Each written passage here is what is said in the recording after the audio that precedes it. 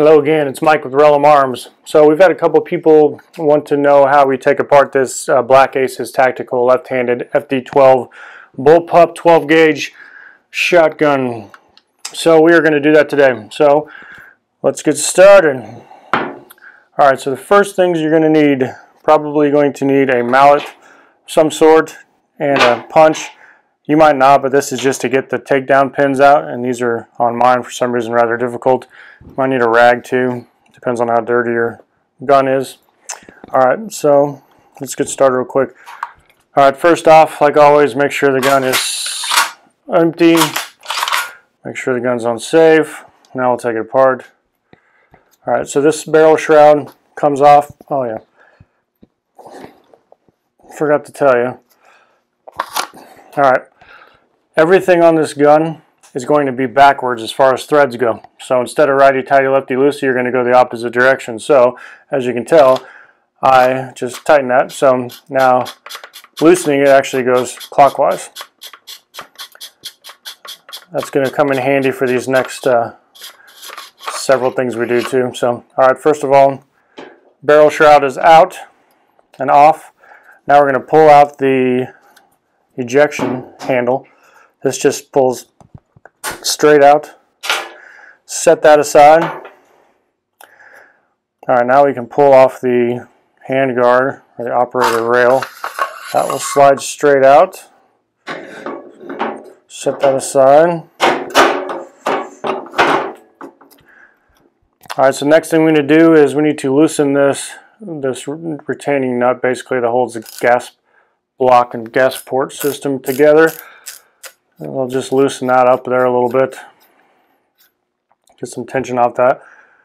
Alright, so next thing we're going to want to do is separate the upper and lower receiver. This is where the mallet pins come in. You have two pins, one in the front and the rear. As you can see, those need to come out.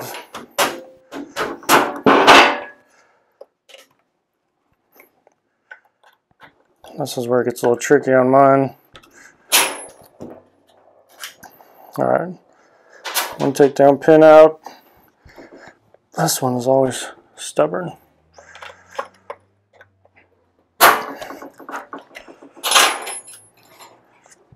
Alright, takedown pins are out. Now you can separate the upper from the lower. Set it aside. Next thing we're going to do is remove the sling mount. Set that aside. Alright, now we're going to loosen this nut, the stainless nut down here. This is where you're going to use your included tool that came with it. Then again, remember this is opposite threads, so this is going to go to the and turn it clockwise.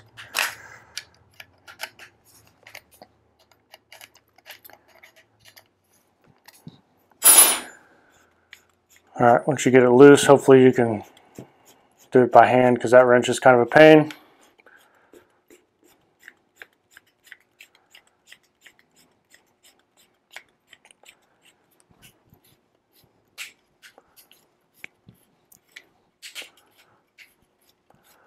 Alright, almost there.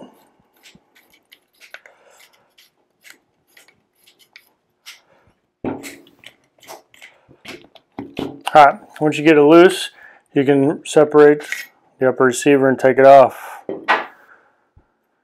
Alright, now the only thing left to do on this is to remove the bolt. And to do that, we need to decompress this spring right here, so you can either set it on tail, push down, and the bolt will kind of fall out.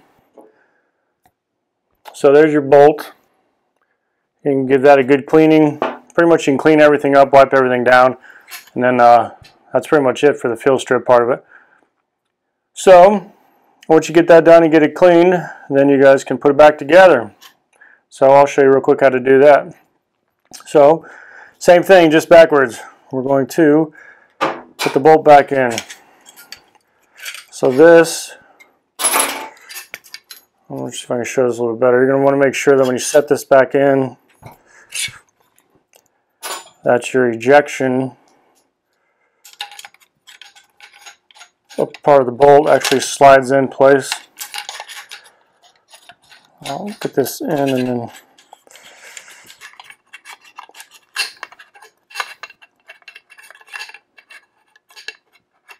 Alright, so as you can see, the ejection port part on there slides right in there. So now, slide this back.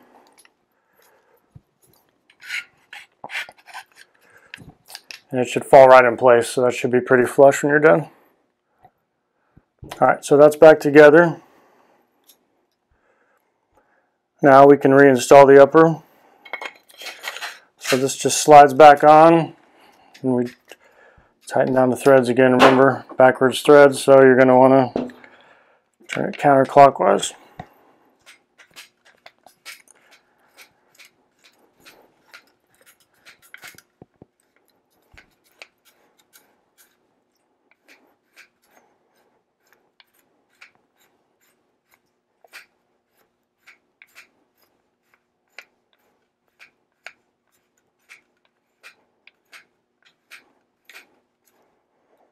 Alright, once it's down, then you can take your wrench, snug it back up. Just kind of tighten it up a little bit. Have it snug like when you took it off. So I mean it's on there pretty snug, but alright. So that's what that looks like. So next we can put our sling adapter thing on.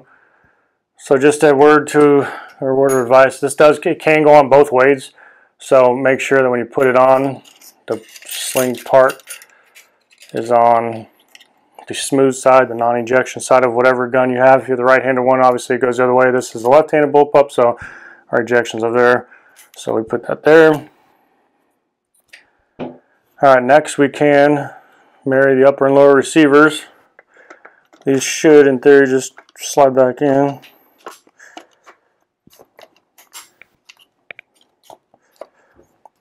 Alright, so you can see those are back in place. Now we will put our pins back in.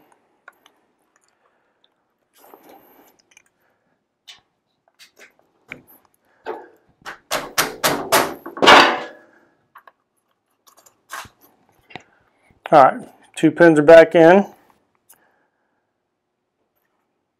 Now we can retighten this. It actually holds that holds that gas system in place. So give that a good snug. All right, now we can put the rail system mount part back on. This just slides down. All right, I will show you. There is a piece on the end. Alright, so make sure that's flush, make sure everything sets up, it should lock in place there.